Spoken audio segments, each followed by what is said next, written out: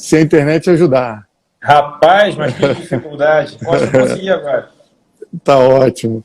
Vamos Doutor, lá. estava comentando aqui. Bom, primeiro deixa eu fazer uma correção, né? Falei que era faixa preta, mas é faixa azul. Rapaz, essa correção é importante, senão isso vai me dar um trabalho danado lá na academia. Mas é porque o seu sensei não leu essa obra. Se lesse, ia entregar logo a faixa preta. Não, eles estão olhando tudo, rapaz. Sempre tem um olho amigo. Sei como é que é. Mas, doutor, eu estava falando aqui para o pessoal que estava entrando que eu estou impressionado com o livro e percebo que ele foi escrito para os seus pares, né? É um livro que é um desabafo e uma colocação muito franca, muito direta e sem papas, eu diria. O senhor dá nome, dá número. A ideia, na verdade, assim, até o título é um pouco provocativo, né? O desencantamento, ele não é com a magistratura, é importante frisar isso, né? Uhum. Eu tomei de empréstimo a expressão do Max Weber sobre o desencantamento do mundo, quando você percebe o mundo a partir do mundo moderno, né? Com base na racionalidade, né? nas evidências, no empirismo, e você põe de lado aquelas narrativas mais mágicas, fabulosas. E, de certa maneira, é isso que eu digo. Assim, eu me desencantei com o pós-positivismo e com a beleza retórica dos princípios, que, na minha opinião, não são nada mais do que uma cortina de fumaça que servem para que os juízes, no fim das contas, decidam da maneira que melhor lhes aprouver, com as suas ideologias de preferência, e entrando com os dois pés na arena política, e com isso contaminando todo o sistema judiciário e criando um perigoso embaralhamento, né, diluindo de uma maneira muito perigosa a separação de poderes. Uhum. Então foi diante dessa situação, e mais do que isso, né, diante do caos prático que todos nós, basta ler os jornais, olhar à sua volta, né, que você percebe a confusão institucional que o Brasil vivencia, o Supremo tomando decisões bastante questionáveis. Você não precisa ser mestre, doutor, basta ser um estudante de direito para você sentir uma certa perplexidade com as decisões judiciais de hoje. E tudo isso, obviamente que isso é multifatorial, eu sempre repito isso, né? Não é um único elemento que gera essa situação. A sociedade é complexa e tudo nos dias de hoje é bastante complicado, tanto que qualquer solução simples para um problema complicado já não está errada, né?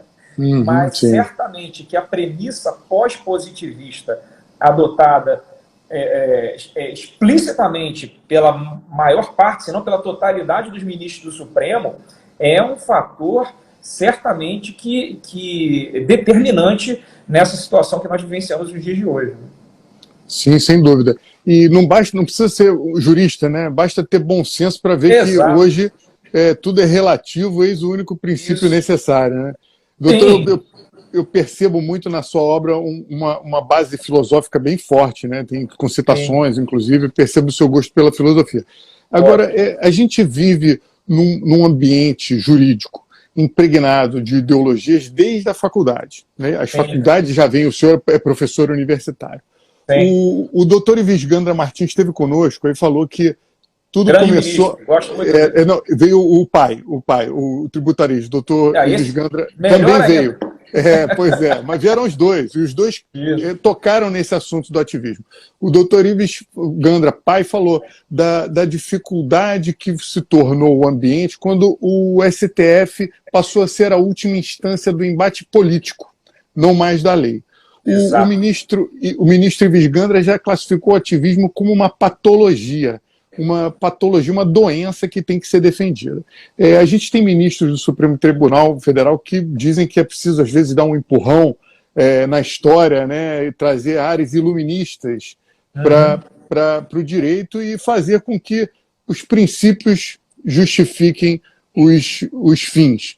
Ou os meios justifiquem os fins com base nos princípios. Isso me lembra Aristóteles, que pergunta se a gente parte dos primeiros princípios ou se dirige a eles. Mas a pergunta é que no seu livro diz, num dado momento, que eu até anotei aqui, o senhor fala que de uns anos para cá, nosso ativismo judicial, com destaque para o STF e TST, tornou-se insaciável.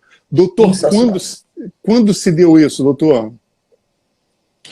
Pois então, Rafael, na verdade, no capítulo 1 eu tento fazer um breve histórico justamente para situar o leitor diante dessa situação que nós vivenciamos. De onde veio isso? Como isso tomou essa dimensão no Brasil em especial, né? Sobretudo aqui no nosso país. Nosso país virou um grande laboratório para esse pós-positivismo, diria eu, bastante extremado, né? Ou extremista. Um marco histórico, né, para facilitar essa arrumação das ideias, eu diria que foi o término da Segunda Guerra Mundial.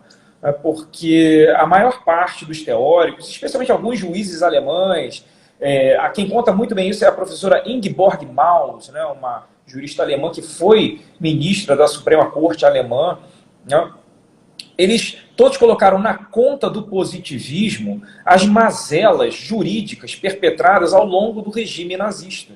Como se o modelo, a concepção positivista de direito, tivesse legitimado aquelas aberrações, aqueles atos desumanos praticados durante o regime nazista, quando, na verdade, era o oposto disso. O juiz nazista nunca foi um positivista. Ele não era deferente à lei. Pelo contrário, quando a lei atrapalhava aquilo que o intérprete máximo do direito alemão, que era o Führer, que era o líder, ou o Hitler, mais propriamente dito, não?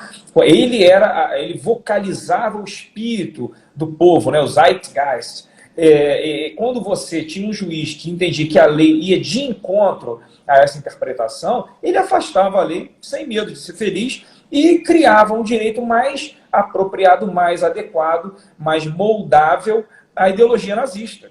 Então, o positivismo não era uma concepção amiga ou que necessariamente facilitasse a vida do nazismo, né? Mas foi assim que isso foi vendido e com o fim da Segunda Guerra Mundial, né, especialmente por conta do julgamento do Tribunal de Nuremberg, onde muitos nazistas disseram, não, mas eu só obedeci à lei, e eu obedeci à lei, eu não posso ser julgado por isso. E aí os julgadores falam, não, mas existem princípios que vão além do texto legal. E aí criou-se essa mítica em torno de um direito suprapositivo. E o justnaturalismo veio com a corda toda. Né?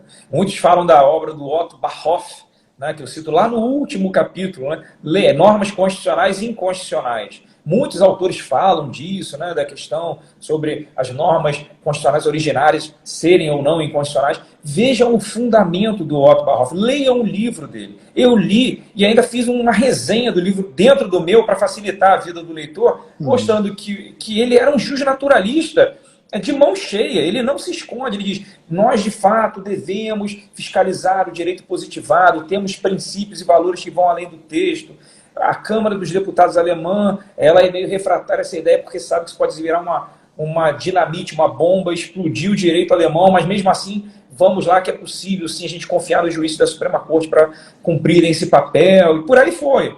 Né? E essas ideias justnaturalistas ganharam uma roupagem nova, a partir da constitucionalização do direito. Mas essa constitucionalização tem na sua origem justamente essa matriz justnaturalista. O tribunal alemão, numa decisão, né, também muito conhecida do caso Luth, em 1958, ele enfatiza a ideia da Constituição alemã como uma ordem objetiva de valores. Veja a expressão, ordem objetiva de valor. O valor, aquilo que é bom ou é ruim, ele é intrinsecamente subjetivo. Porque para você, por exemplo, a privacidade pode ser mais importante do que para mim. Se você tiver uma amiga, uma tia, uma filha, algum parente que sofreu um abuso, uma violação severa, grave da privacidade, e isso nos dias de hoje não é incomum, isso pode ter marcado a sua vida, pode te dar uma sensação de tristeza, de angústia, muito maior do que em outras pessoas que não tiveram esse tipo de experiência. Então, o que eu quero dizer é que o valor, aquilo que é bom, é claro que nós podemos chegar a consenso sobre o que é bom ou é ruim. No mundo de hoje, nós temos alguns consensos muito simples. Né? Aquele exemplo lá do segurança da Supervia aqui no Rio de Janeiro, que deu chibatadas no passageiro para ele entrar no vagão. Sim. Eu acredito que seja aqui, usando a expressão do Rawls, um consenso sobreposto de que aquele ato é um ato deplorável, desprezível, não é aceitável. Então não preciso gastar muita energia para te convencer disso.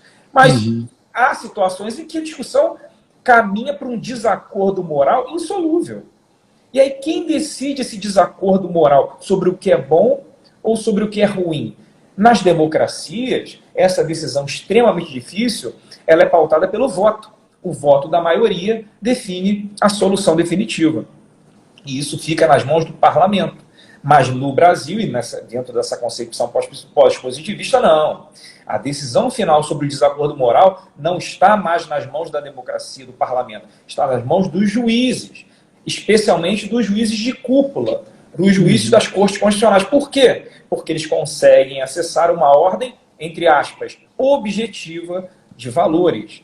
Então, se a Constituição ela é objetiva, ela é presumidamente racional, ela pode ser trabalhada, ela pode ser manuseada com esses princípios que eu brinco que são gasosos. Eu faço uma referência a um autor americano que fala que o princípio é o éter do século XIX, que permeava todo o universo e ninguém via. E o princípio ele tem um pouco essa natureza gasosa, né? Você fala, você ganha um certo ar de erudição, você gera uma presunção de intelectualidade no que você está dizendo, mas, na verdade, o significado dele é extremamente indeterminado. O princípio não tem nenhum operador deontico, ele não diz o que é obrigatório, não diz o que é permitido, o que é proibido, ele não diz qual é a conduta que nós devemos observar, ele não dá consequência para um eventual descumprimento da conduta que você nem sabe qual é. Então, o princípio é de uma generalidade tão imensurável que ele simplesmente ele é fluido. Obviamente que ele está ali, é uma ideia, permeia a sociedade, ele é verbalizada pelo legislador, valores que institucionalizados se tornam princípios, mas eles apenas, como dizia o velho e falecido Kelsen, eles influenciam, mas não necessariamente determinam uma decisão. Quando o parlamentar ele vai fazer uma lei, ele pode ser influenciado por um princípio, mas não só isso vai determinar o resultado do processo legislativo. Há muito mais coisas entre o céu e a terra do que pensa a nossa querida filosofia. Há interesses econômicos, interesses sociais, o contexto, a maioria política, as conversações. E a mesma coisa se aplica ao colegiado de um judiciário. Quando os julgadores vão decidir com base em princípios melífluos, fluidos, gasosos, quem disse que são esses princípios a razão determinante do julgamento? E por trás dos princípios não há opinião do julgador sobre o que é bom ou o que é ruim? Não há outros interesses? Muitos republicanos, e outros talvez não, que também influenciem esta decisão. Então nós recaímos num limbo, num terreno obscuro que fere de morte a credibilidade e a legitimidade do judiciário. Então eu sou juiz, Rafael, há quase 21 anos. Eu sou juiz desde julho de 2000. Então já tem uma estrada na magistratura e eu percebi, especialmente nesses últimos anos, como a concepção pós-positivista do direito tem feito mal às nossas instituições e ao nosso direito, especialmente. Nós não sabemos mais o que é direito, nós não conseguimos mais identificar o direito, porque constar do texto positivado virou um detalhe. Vejam o caso, um exemplo que eu tenho dado com muita frequência, porque foi bastante oportuno para esses seminários, esses lives que eu tenho feito, que é o caso da dispensa em massa, dispensa coletiva que aconteceu na Bahia por conta do fechamento da Ford. Hoje em dia, após a reforma trabalhista, há o artigo 477 IFENHAR, que expressamente permite, é uma permissão forte, operador deontico, é aquilo que cria a regra de conduta, é o elemento essencial de uma regra de conduta. A conduta é dispensa coletiva, operador deontico, permissão forte, ou seja, explicitada na regra. De que maneira? Da mesma forma como se faz uma dispensa sem justa causa individual. Essa foi a decisão do parlamento. É uma regra que está em vigor. E ao que me conste, sua constitucionalidade não foi sequer questionada ou posta em xeque em nenhum lugar do Brasil. Não obstante isso, um juiz lá do TRT da 5ª Região simplesmente anulou, ou numa liminar ele suspendeu a decisão do empregador de dispensar coletivamente aqueles empregados. E como é que ele fez isso? Com base em princípios. Princípio da negociação coletiva, princípio da proteção do emprego e mais outros princípios que você pode inventar. Porque essa é uma outra característica também dos princípios. Eles não precisam estar escritos. você pode criar o seu princípio, Rafael. Em vez de você for... assim, sob medida. Na verdade, agora fazendo um bate-bola, né? É importante frisar que judiciário não é apenas juiz. Judiciário é juiz, é advogado, é promotor, é serventuário, é todo mundo junto e misturado, não é verdade? A OAB faz parte das bancas dos concursos, a OAB integra o Supremo, integra o STJ, integra o TST, integra os tribunais regionais, né? Então nós estamos todos juntos. Muitos advogados que estão... Isso já dizia o falecido Antonin Scalia, que é um juiz que eu admiro muito, né? Admirado, já falecido. Quando o advogado ele vê no direito positivo uma dificuldade, um obstáculo para a sua causa, ele é o primeiro a incentivar o juiz a se desviar do direito positivo a caminho da metafísica, das ideias abstratas, filosóficas, que melhor caem na sua retórica, na sua narrativa. Então, todos nós aqui temos a nossa parcela de culpa nesse cenário em que nós entramos. E aí, voltando, só para não fugir daquele ponto que você mencionou, que é muito importante, chegamos ao tapetão político. O judiciário vira um grande terceiro turno de votação. Porque se você é um partido minoritário, né, politicamente, você tem dificuldade de aprovar ou de bloquear as ideias que estejam em gestação lá no parlamento. E você perde, para onde é que você vai? Você vai para o judiciário. E um judiciário que não tem receio, não tem pruridos em trabalhar com ideias morais dentro do cenário político, falando de princípios que tem um conceito tão aberto que cabe tudo ali dentro, pronto, você já tem toda uma mistura entre judiciário e legislativo que, na verdade, submete, subordina o legislativo ao judiciário. Porque também essa concepção de direito fez com que o Supremo, especialmente, virasse um superpoder que se sobrepõe a todos os demais. A ideia de que o Judiciário ou o Supremo detém a palavra final sobre a interpretação da Constituição, ela tem que ser vista com muito cuidado, né? Em causas individuais, subjetivas, né, interpartes, é até compreensível que seja assim, porque toda discussão tem que ter um ponto final. A gente não pode ficar com um processo, uma discussão, o acertamento lá da fase de conhecimento para a vida inteira. Em algum momento, isso vai ter que encerrar para o bem ou para o mal. E a gente sabe que o juiz é um ser humano que vai poder acertar ou errar. É da regra do jogo. Eu sempre falo com meus alunos, né, que o processo é um mecanismo imperfeito de solução de problema. É o que a gente tem. Agora, em questões que envolvam uma jurisdição concentrada, né, um juízo supostamente objetivo, por que a palavra final deve ser, olha o imperativo, deve ser do Supremo? Isso não está escrito na Constituição. O que a Constituição diz é que o Supremo é o guardião da Constituição. Mas também é o presidente da República e o parlamento. Todos eles são órgãos de cúpula, poderes independentes e harmônicos entre si, que todos, juntamente, possuem o dever de zelar pela Constituição, pelo significado, especialmente pelo que está escrito explicitamente na Constituição. Então, é um cuidado, assim, é uma sintonia fina, porque, do contrário, quando você tem um poder atropelando os demais, surge a hipótese, como falou, inclusive, o professor Ives Gandra Pai, em algumas entrevistas, eu não sei se ele chegou a falar diretamente para você também, né, ele resgata aquele artigo 142 da Constituição. Sim. É um artigo que estava completamente esquecido, mas está lá, positivado, e ele traça, né, um papel importante para as Forças Armadas que, por conta do nosso passado histórico, ainda muito à flor da pele, gera muita... arrepios. Resistência por parte da teoria. Mas essa resistência, ela esbarra no que está escrito por ali. Os representantes, os líderes, né, dos poderes, eles podem acessar as Forças Armadas quando houver uma ruptura institucional. E eu acredito que, se já não passamos desse ponto, né, estamos muito perto disso. Né? Então, eu acredito que, para a gente tentar amenizar o problema e dar um passo atrás sem ruptura, né, baixando a temperatura, um movimento singelo, humilde, intelectualmente honesto, seria escolhermos uma nova concepção de direito. Porque eu, inclusive, digo isso, né? A escolha da concepção do direito que melhor se adequa ao nosso país é nossa, é você, sou eu, que escolhemos qual é a concepção do direito que você acha mais adequada. Eu já fui um pós-positivista. né? Eu fiz mestrado, doutorado, tudo na UERJ em Direito Constitucional. Eu peguei essa onda subindo, né? Mas eu percebi que ela não estava indo bem, que estava nos levando para um precipício institucional, social, para o caos.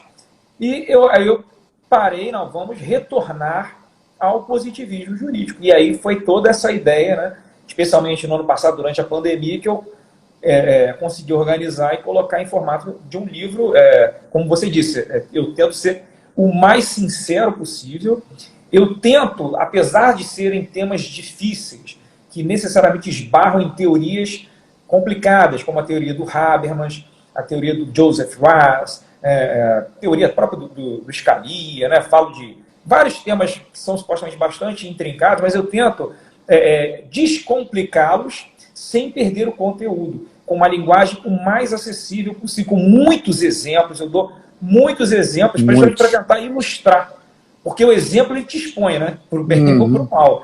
O que você entende discorda ou você entende e concorda. Mas o importante é você ser compreendido, né? Já dizia o Schopenhauer. Sem dúvida nenhuma. A arte de escrever.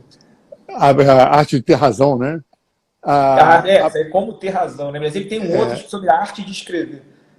Isso eu não li. Mas o livro é precioso porque ele pega esse assunto espinhoso, mas é uma leitura muito agradável. É como se fosse um bate-papo e pega questões muito profundas, filosóficas e tudo mais, mas vem tudo mastigado para a gente. Estou achando maravilhoso que eu não terminei ainda. Mas, doutor, a gente tem nesse contexto todo, onde os princípios, quando torturados, confessam qualquer coisa e justificam qualquer situação, a gente ainda tem o agravante dos múltiplos juízos monocráticos em tribunais superiores, ou até mesmo em TRTs, né, ou tribunais de justiça, pedidos de vista que são obstáculos, né, tem o caráter obstrutivo de uma agenda que às vezes é do Poder Executivo. Nós temos situações que emperram o Brasil, assim, o empresariado, emperram a sociedade, interferem diretamente na sociedade, e a gente vê a jurisprudência mudando sem que haja um fenômeno legislativo ou social que justifique essa mudança.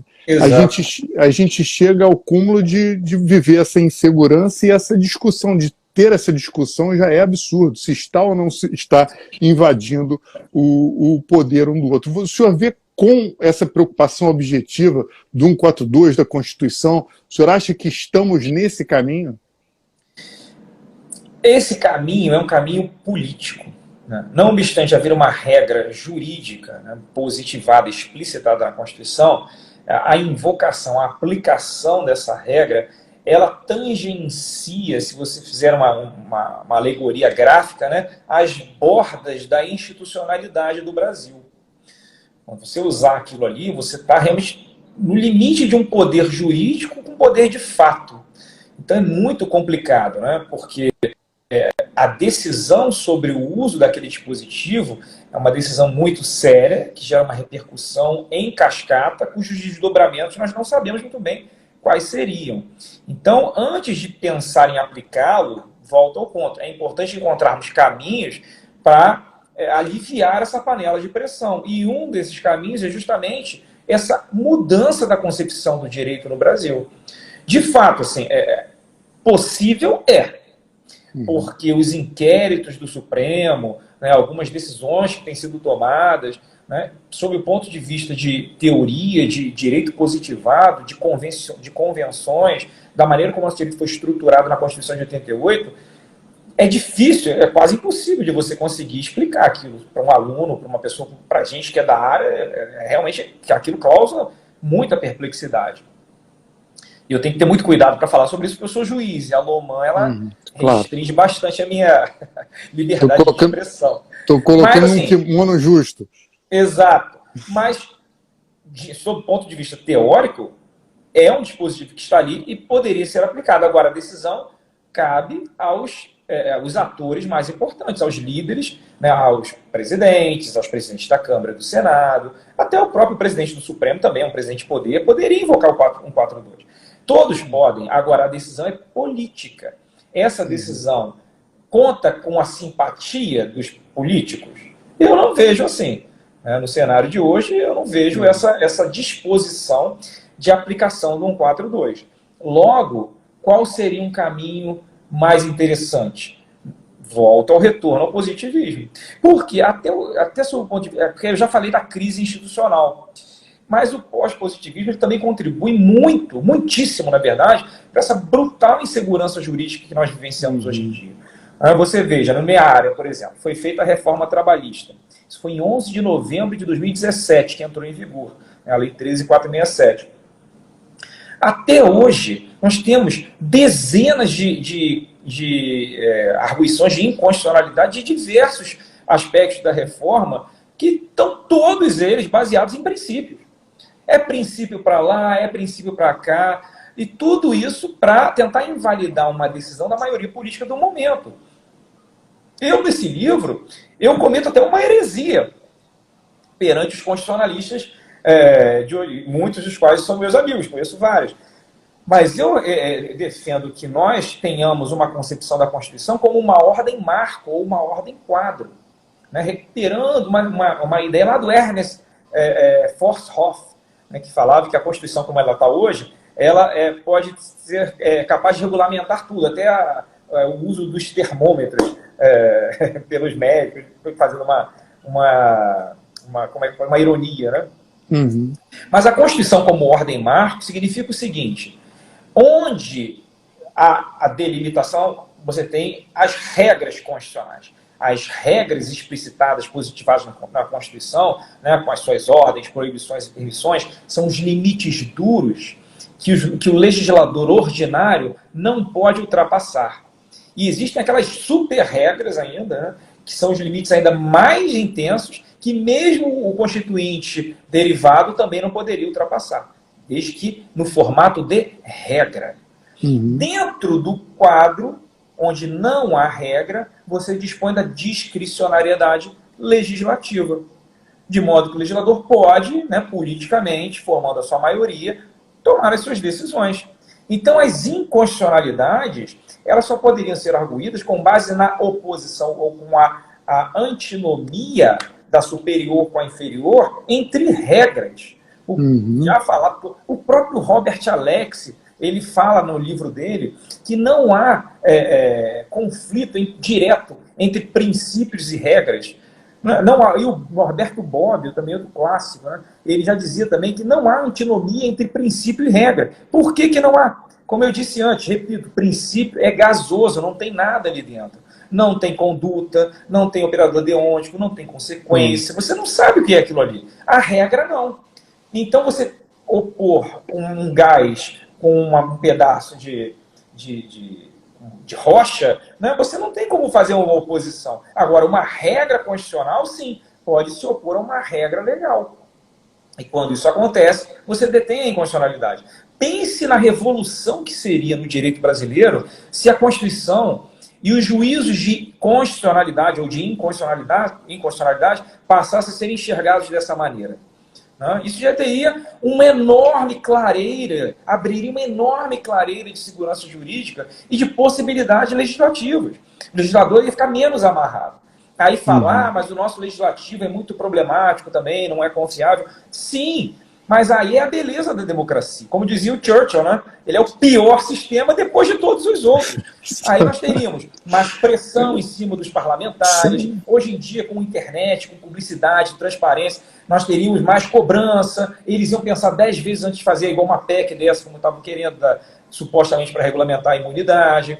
E aí a democracia é lenta, mas ela é pedagógica. As pessoas vão amadurecendo, vão aprendendo e as coisas iam se acertando. Não gostou? A democracia, o que? Ela permite, como já dizia outra pessoa também que é conservadora, Thatcher, né? Que você consiga substituir os piores. Ele é ruim, você tira ele de lá, não vota mais nele. E aí você tem essa renovação. O judiciário, quando se apropria desse discurso, nós estamos num pepino muito grande, porque nós somos vitalícios. E isso, nós juízes, de primeira, segunda, até terceira instância. Os ministros do Supremo, eu diria que são mais do que vitalícios, porque...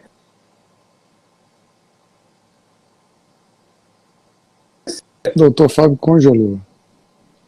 Tá ouvindo? Vocês estão me ouvindo? Tá? Agora tá picotando. Voltou. Mas os juízes do Supremo são mais vitalícios por quê? Mais vitalícios porque eles são atingíveis por si próprios, né? Eles julgam a si mesmos, ou então são avaliados os pedidos de impeachment no Senado. Mas o Senado não aprecia nenhum pedido, né?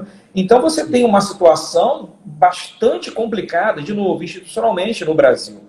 Então essa visão mais autocontida do judiciário, com um material normativo a ser trabalhado mais simples, mais mastigado, amenizaria muito os problemas.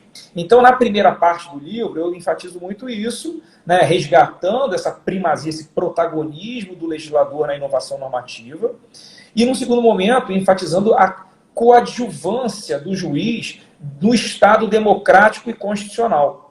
Porque o Estado, quando é democrático e constitucional, ele é um tanto quanto paradoxal.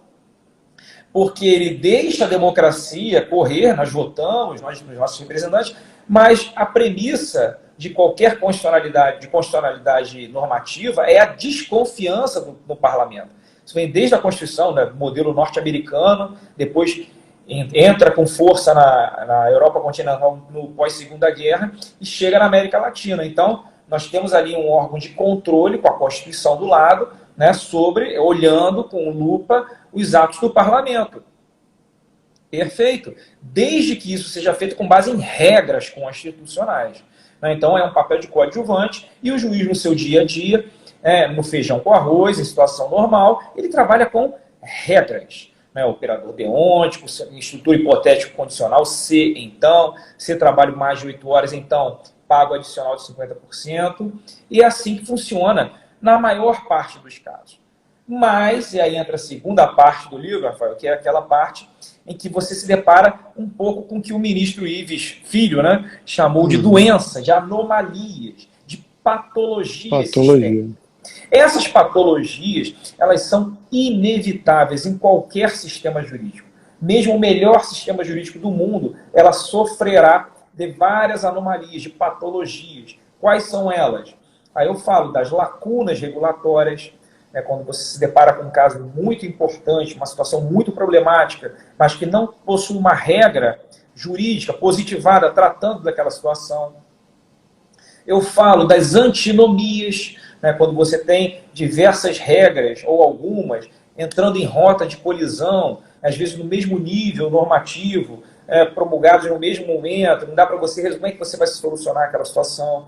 Falo das lacunas axiológicas, não a da Di Pietro, eu trago aqui, eu me reporto muito à teoria do professor Eugênio Buligin, um professor russo, radicado na Argentina, escrevia muito com o Carlos Althurron, um dos maiores teóricos do direito da atualidade, que falava da possibilidade de um juiz se deparar com uma situação absurda ao aplicar uma regra.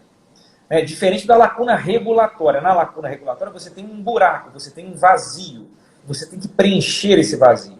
Então você dispõe de 2 momentos de discricionariedade forte. 1, identificando o vazio. E 2, preenchendo esse vazio. Na lacuna axiológica, não. Você tem uma regra, mas ao aplicá-la, isso vai gerar um absurdo tremendo. E o conceito de absurdo tem que ser algo que seja muito próximo de um consenso, como aquela chibatada que eu falei para você. Um exemplo que eu também tenho dado é da decisão do ministro Marco Aurélio, que com base na aplicação da alteração lá do Código de Processo Penal, que fala da revisão da prisão preventiva a cada 90 dias, soltou o traficante. O número 2 do PCC, a organização criminosa mais poderosa do Brasil, Quando, na verdade, e o que aconteceu? Ele foi solto, o ministro Fux tentou reverter a decisão, gerou até um desconforto entre ambos, mas ele tentou reverter, não deu tempo, porque imediatamente ao sair, ele desapareceu, subiu do mapa. Porque virou um princípio. Virou um princípio, ninguém pega, né? Ninguém pega. Então, assim, você poderia criar ou uma nova forma de interpretar, agregando outros elementos, criando uma sistematicidade na interpretação, eu faço até um passo a passo nisso, mas se eu não houver jeito, o absurdo for muito frontal, você tem autorização para derrotar uma regra, suspender a sua eficácia. Quem foi o primeiro a falar sobre isso foi um positivista. Foi o Herbert Hart, no artigo lá na década de 50. E essa é uma ideia. óbvio, isso é uma bomba atômica. Né? O positivista só deve usar essa metodologia no último dos casos, né? Mas ela estaria à disposição para solucionar uma anomalia. E, por fim, eu trato das lacunas constitucionais, porque é um conceito... Só pegar um parênteses. Nesse trecho de fechar as lacunas, o senhor usa tapar as lacunas, os buracos da lei, o senhor é professoral. Só faltou um quadro negro ali, porque o senhor diz como fazer, né? Como fazer é maravilhoso. Eu tento dar um passo a passo ali, né? Porque eu tento resgatar conceitos clássicos, tradicionais do direito. O próprio positivismo jurídico, eu faço menção a um trecho de um livro de dois professores, que eu gosto muito, do Daniel Sarmento e do Cláudio Pereira de Souza Neto, dois constitucionalistas que eu respeito muito e que são pós-positivistas, mas eles mesmos dizem, né, você dizer que é um positivista nos dias de hoje é quase como você falar um palavrão. É feio, não fica bem, você parece uma pessoa anacrônica, desatualizada, você não conhece o direito, você é positivista. E quando, na verdade, o positivismo é uma concepção extremamente bem feita, sofisticadíssima, que traz muitas soluções e ela tem uma virtude que, para mim, é fundamental em relação ao pós-positivismo. Porque tanto o positivismo como o pós-positivismo, eles se deparam com essas anomalias. No dia a dia, o positivismo dá de 10 a 0, porque ele trabalha com a regra, ele facilita, gera previsibilidade, segurança jurídica, e o positivismo transforma tudo em bagunça. Você nunca sabe se um caso é fácil ou um caso é difícil, porque você sempre pode tirar um princípio da cartola e fazer o que te der na veneta. O positivista não faz assim. Agora, quando você se depara com um caso mais complicado, chamado hard case, um caso difícil, o positivista, ele é mais franco, ele é mais transparente, ele se expõe mais, ele é mais aberto, ele é mais responsável, ele diz a que veio, ele não se esconde atrás de um princípio gasoso. Ah, não, segundo o princípio da dignidade humana, a solução só poderia ser essa. Não, isso é uma balela. A solução poderia ser qualquer outra. Você poderia ter 10 decisões diferentes, e você escolhe uma, se esconde atrás do princípio e diz que só poderia ser aquela. O positivista não age assim. Ele é mais aberto, ele é mais franco nas suas razões. E aí eu sugiro até um caminho que tem sido utilizado muito pelo ministro Fux nas suas decisões do Supremo, que é você começar, nessas situações mais difíceis, você pensar muito nas consequências da decisão. Quando eu decido algo numa situação muito complicada, que vai dar polêmica, né, que o debate é acirrado, que há aquele desacordo que não consegue ser solucionado, eu sou a autoridade, eu tenho que dar um ponto final naquilo. Qual é um caminho a ser seguido, na minha opinião? É pensar na consequência prática daquela decisão. Né? Você pega ali um pedacinho do chamado pragmatismo, né, sobre o aspecto do consequencialismo. Vamos pensar prospectivamente para o futuro. Se eu decidir assim, eu antevejo tais e quais resultados. Então, eu considero que esses resultados são bons por isso ou por aquilo, e eu vou decidir dessa maneira. Olha a diferença. Eu estou dizendo para você que a opinião é minha, eu sou franco, eu sou responsável, eu respondo pela decisão que eu tomo, eu não estou me escondendo atrás de um princípio vago, eu sou explícito na consequência que eu entendo que acontecerá, coisa que, inclusive, está na lei de introdução à norma do direito brasileiro. Lá você tem um dispositivo lá no 20 e tantos, que diz lá que o juiz deve falar sobre as consequências da sua decisão. E vocês, que são os destinatários da decisão, podem fiscalizar. 1, se a consequência é aceitável. 2, se ela é aceitável, se ela aconteceu no mundo real. E 3, se ela aconteceu no mundo real, se aquilo foi bom ou ruim para a sociedade. Eu posso ter a melhor das intenções e fazer uma bobagem. E aí, o que acontece? No futuro, isso pode ser cobrado, ou então você pode mexer e acionar o parlamento para que ele mude aquele estado de coisas derivado de uma decisão judicial. As instituições funcionariam de uma maneira muito mais transparente e o judiciário angariaria muito mais legitimidade, né, para solucionar esse problema. Então, o positivismo, ele é muito mais virtuoso. Ele permite que o juiz ele conquiste mais credibilidade da sociedade. Porque quando você tem uma decisão, especialmente num colegiado importante como o do Supremo, de 6 a 5, e todo mundo falando de princípio, No final das contas, você vê que o princípio ali não serviu para nada. Cada um falou o que quis, deu a sua opinião pessoal e vamos para a votação. Muito semelhante ao que acontece no parlamento. Agora, o parlamento é eleito, ele é politicamente responsável, ele tem accountability, ele presta contas para a sociedade. Né? O judiciário, não. E aí ficamos num beco sem saída. E quando você coloca a sociedade num beco sem saída, coisa boa não vai derivar dali. Sim, e o que a gente percebe hoje, a sensação que dá, é que o judiciário passou a ser a mente legislatórios, né? O judiciário sabe o que o legislador quis.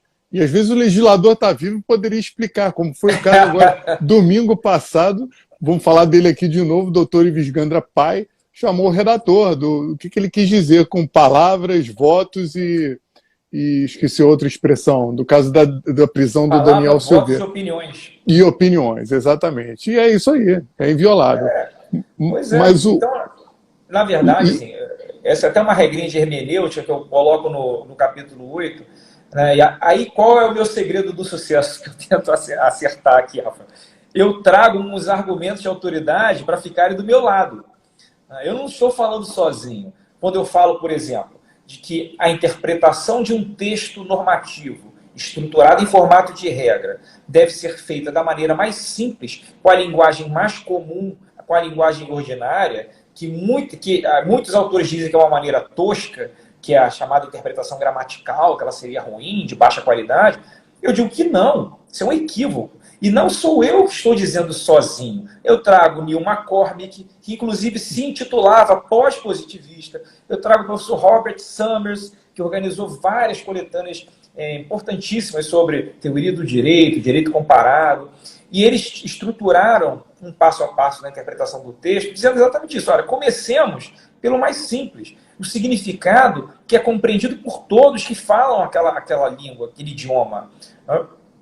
Então, palavras, votos e opiniões. Qual a extração semântica destes enunciados linguísticos? O que você extrai dali? Vamos extrair o que é mais óbvio para a sociedade. Se isso gerar algum desconforto, entrar em rota de colisão com alguma outra regra, aí você dá um passo além, tenta sistematizar a sua interpretação, trazendo outra regra para reforçar a sua ideia. E no final das contas, se nada disso funcionar, eles falam da interpretação teleológica, né? Mas eu já superei essa ideia de interpretação teleológica. Isso é uma outra maneira de você falar interpretação através de princípios, de finalidades, de fins. E eu digo que, novamente, você recai no mesmo erro. Então, eu tento sugerir a substituição de interpretação teleológica, se você chegar a esse ponto, por uma interpretação pragmática ou uma interpretação consequencialista. Extraia do texto aquele significado que produzirá melhores consequências para a sociedade, ou naquele caso concreto. Maravilhoso. E nisso é um outro aspecto também que agrava muito toda essa questão de insegurança. Eu já vi até um jurista falar que a culpa é da TV Justiça. Que a gente tem, bastava dizer, acompanha o relator. Mas não, são 2 horas de ensinamentos para mostrar cultura e tudo mais. E às vezes o resultado do voto, o resultado da decisão é incompreensível. Coitado até para operadores de direito. Eu, numa ocasião, fui a uma audiência e o juiz era um juiz substituto, ele falou assim, doutor, eu nem tinha sentado à mesa ainda. Doutor, vou sobrestar porque chegou uma decisão do Supremo que questões envolvendo o sindicato agora está com repercussão geral. Aí eu sentei à mesa e falei, doutor, posso ver? Ele disse, não, claro. Aí eu li, não tinha nada a ver com o caso. Mas eu tive que ler umas 2 vezes. Falei assim, olha, não tem nada, não tem, isso aqui está dizendo no caso assim, Y. Ele falou assim, pô, ele também escreve enrolado pra caramba. O juiz, podiam dizer fácil, né, que veio.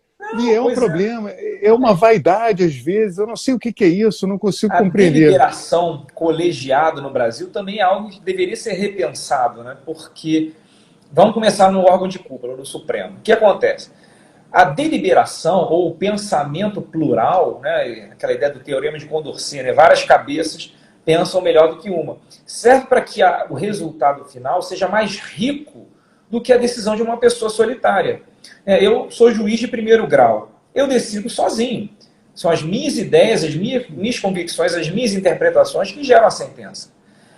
A rigor, a decisão de segunda instância ou das outras instâncias seriam melhores, de melhor qualidade, né, jurídica do que a minha. Porque você teria várias cabeças diferentes pensando sobre aquele problema.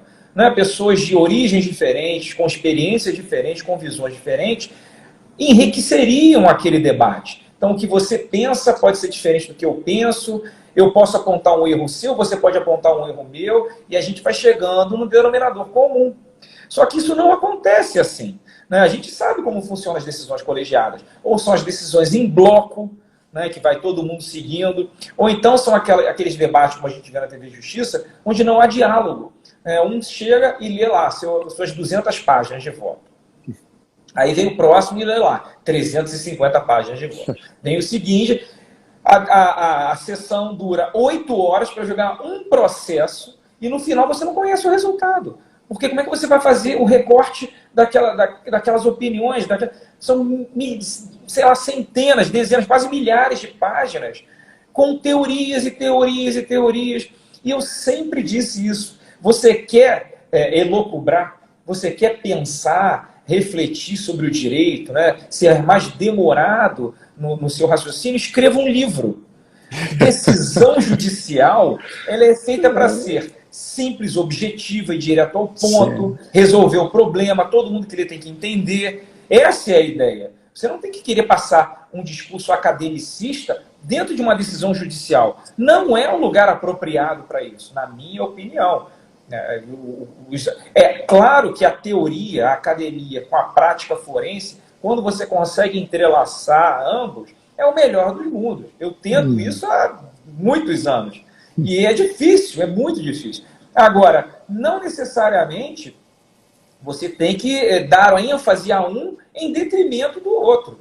E isso acontece também de vez em quando e gera essas aberrações que a gente está vendo por aí. Então, todo cuidado é pouco quando você vê uma decisão sobre a qual você não entende o resultado, né? ou que cria uns malabarismos verbais muito grandes, né, para transformar o quadrado no redondo, trazendo teorias rebuscadíssimas que servem de novo, com uma boa e velha cortina de fumaça. E pode apostam vocês todas elas com base em princípios.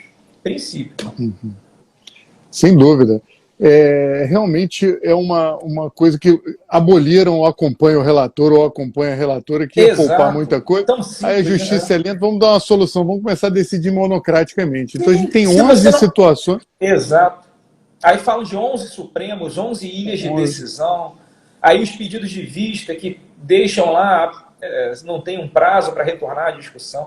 Então você tem aí uma questão também de desenho institucional. O próprio Supremo, acho que já está começando a se debruçar sobre isso, porque já está ficando estranho novamente. Um único ministro tomar uma decisão que afeta um outro poder inteiro, um único ministro mandar prender um deputado. Aí, obviamente, depois vem o ad referendo do plenário, mas ainda assim, né, é algo muito grave para uma única pessoa no órgão colegiado assumir essa responsabilidade. Né? Sem dúvida nenhuma. E gera esses efeitos colaterais, né? Essa insegurança jurídica, essa revolta popular. Hoje, qualquer botequim falam do Supremo. O Supremo não devia ter esse holofote. Supremo, hoje em dia, porque o pessoal sabe, era o contrário, né? Não sabe escalar a seleção brasileira. Eu falei isso ontem em sala de aula. E hoje, sabe, os 11 ministros, sabe quem joga em qual posição, inclusive, né? Exato. E a gente vive uma situação muito ruim, que eles são criticados como se políticos fossem. E as decisões lá, os embates, os debates, deveriam ser eminentemente técnicos, mas por vezes são políticos. Isso é uma coisa que seria um momento interessante. É que o Brasil está tão complicado que é difícil você colocar um tema importante como esse no debate público, mas seria um caso até de repensar todo o desenho do judiciário, o desenho institucional, né? O Supremo Tribunal Federal, as Supremas Cortes Europeias, por exemplo, os juízes possuem mandato. Eles entram com data de entrada e data de saída. Eles vão lá e dão uma contribuição, é um munus público quase. Eles vão lá e dão uma versão deles durante aquele período e depois vão se refrescando, vão se modificando com mais frequência, com mais velocidade. Né? O modelo brasileiro copiou o modelo norte-americano, que o americano é até pior que o brasileiro. A pessoa fica lá até os 90 anos, né, vai de bengalinha e continua trabalhando. Aqui o ministro, né, o juiz sai com 75. Mas ainda assim, você entra um ministro muito novo, com 40, 41 anos, e ele fica o quê? Mais de 30 anos no Supremo Tribunal Federal, né? Então, e ainda com esse poder que o Supremo se apropriou, você vê que ele vira realmente uma pessoa única dentro da República Brasileira. E isso gera um sentimento de animosidade muito grande. Porque, de novo, são pessoas sobre as quais você não tem acesso, você não vota, você não tem prestação de contas, eles estão blindados. E olha que interessante, porque a blindagem do juiz é importante para o juiz poder julgar da melhor forma que ele entende para aquele caso. Né? Senão o juiz julgar, imagina um juiz julgar com medo. Né? Acabou, ele é pressionado ou pelo bandido, ou pelo poder econômico, ou pelo poder político. Ia ser o pior dos mundos, pior do que o que nós vivemos hoje. Agora, quando você tem uma blindagem, a blindagem institucional, que serve virtuosamente para uma boa decisão, blindando decisões políticas, isso cria um curto-circuito na cabeça da população e você começa a questionar a própria existência de prerrogativas para os magistrados. E aí você vai criar uma situação que daqui a pouco ninguém vai mais querer ser juiz. Né? Você vai querer ser vidraça. Né? É algo complicado. Assim, as consequências desse desarranjo institucional que nós vivemos hoje. De novo, muito incitado pelo pós-positivismo, nós não sabemos onde isso vai parar. Né? Daqui a 10 anos ou menos, onde isso vai parar. Porque o judiciário, usando princípios, ele é incontrolável. Incontrolável. E imprevisível. E imprevisível. E hoje, para a carreira da magistratura, ainda tem um outro elemento que é o CNJ, né? Então, você está falando de medo de bandido, medo de político, mas ainda tem o CNJ que virou um poder controlador um tanto quanto, digamos, me fugiu a palavra agora, mas não é criticável, nem perigoso, mas é controverso, digamos assim. Na verdade, o que acontece? Justamente pelo fato de o judiciário não ser eleito, né, de ser um chamado poder contra-majoritário, é um desejo da população, da sociedade, que haja instâncias de fiscalização. Né, não haver mais aquela ideia da carteirada, sabe com quem está falando, o juiz ele se acha um semideus, ou um deus, ou um intocável. Isso não cabe em nenhuma república séria, ninguém se acha com esse papel, com essa atribuição ou com essa prerrogativa. Num país sério, isso é inaceitável. Mas, eventualmente, a gente se depara com essas aberrações, a gente sabe disso. Então, você ter essas instâncias de controle era um anseio da sociedade. O problema é como é que ela vai funcionar na prática, né? Como é que ou então entra você naquela discussão, né? Quem controla o controlador? Quem fiscaliza o fiscal? E aí, de novo, você pode criar um CNJ? Certamente, é algo que tem um apelo popular e social muito grande, que é a fiscalização de um poder. Todo poder ele deve ser limitado, fiscalizado, sob pena de ele, de repente, ir numa crescente que gera arbitrariedade. Agora, também devemos pensar, sob o ponto de vista de desenho institucional, em ter freios e contrapesos, em ter momentos de avaliação também dos órgãos de fiscalização. Né? E todos eles, né, merecem esse olhar demorado. TCU, CNJ, o próprio Ministério Público, são todas instâncias de fiscalização dos poderes, mas quem fiscaliza esses fiscais? Essa também é uma discussão que está entrando na ordem do dia. Né? Pois é, tardiamente.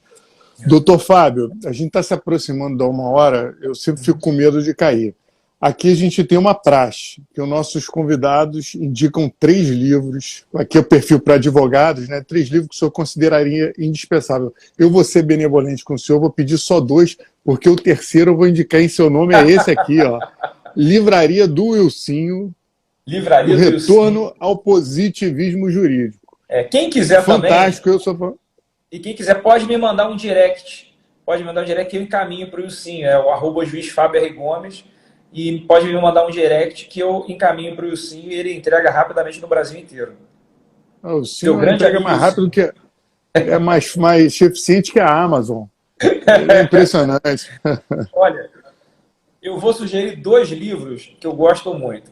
Um primeiro é um clássico, né, que merece ser lido e relido, que é a Teoria da Norma Jurídica. São 2, né? A Teoria da Norma Jurídica e Teoria do Ordenamento Jurídico, do Norberto Bobbio.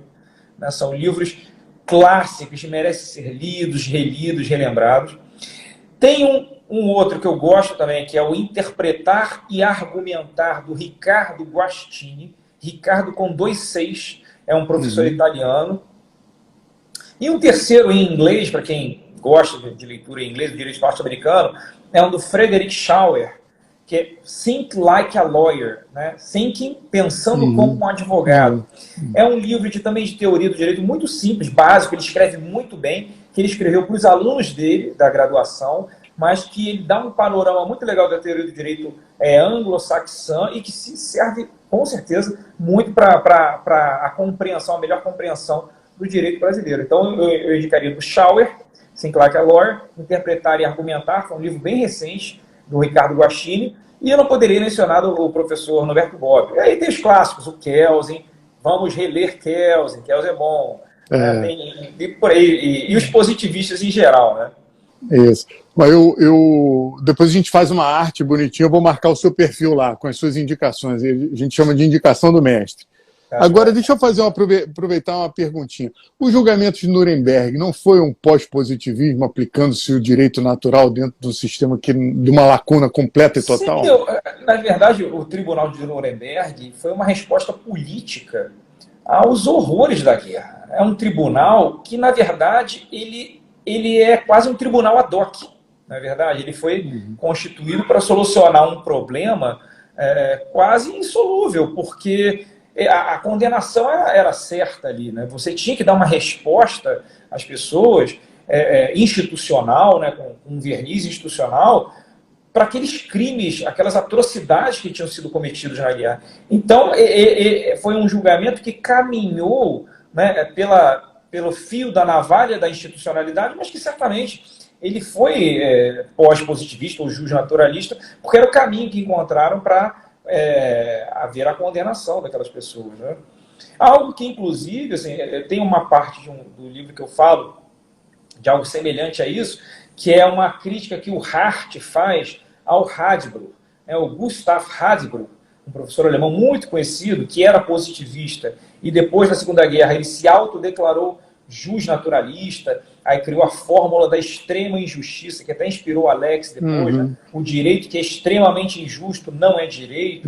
E o Hart falou que isso era uma crítica ingênua, porque era preferível você ser franco e dizer, olha só, aquele direito lá era válido e ele aplicou. O que nós estamos fazendo aqui é o seguinte, puni-lo retroativamente, porque o que ele fez foi ruim demais. E vamos assumir o risco dessa nossa decisão e os ônus dessa nossa decisão. Ou seja, franqueza típica e a boa franqueza positivista verbalizada pelo Hart, tentando não se escudar, se esconder atrás de fórmulas milagrosas, principiológicas, que, na verdade, elas dificultam a compreensão e a verdade do argumento, né? A sua real intenção por trás da decisão.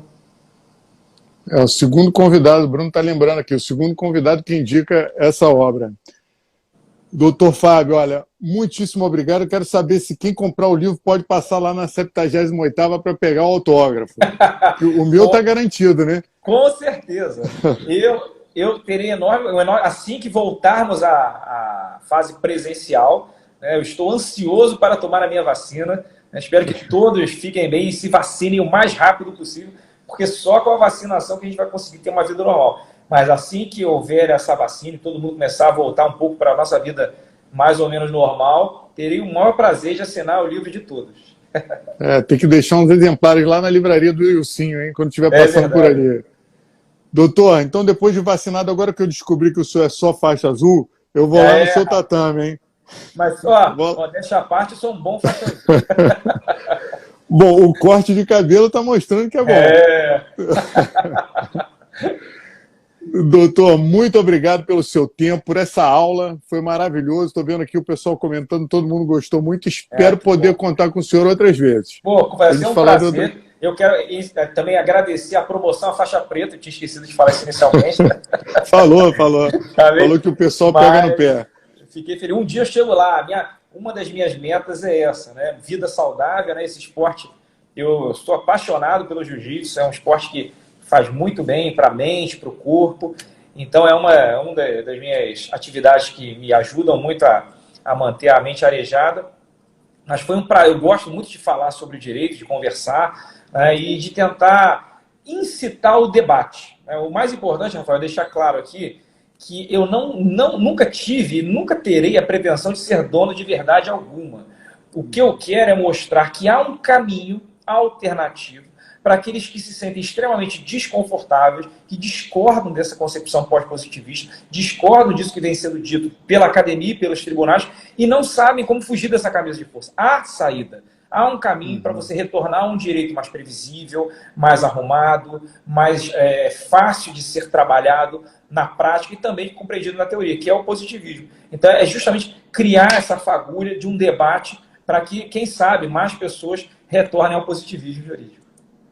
Maravilhoso. Agora, esse termo positivismo suscita alguns preconceitos, né? Por conta de Augusto Conte. É impressionante. Muito. Doutor, então até breve. Vamos voltar aqui a esse debate que eu vi que foi um sucesso, o pessoal adorou. Sensacional. Que bom. Vai ser um prazer. O livro é porque o sensei não leu ainda. Na hora que ele ler, vai dar a faixa preta por honra. Na verdade, eu tenho, a minha sensei é a Kira Grace. Opa, aí é difícil, hein? 5 vezes campeã mundial. Casca grossa. Casca grossíssima. Doutor, um grande abraço, muito obrigado e vou cobrar meu autógrafo. Tá bom, com prazer. Obrigado pelo seu tempo. Um abraço.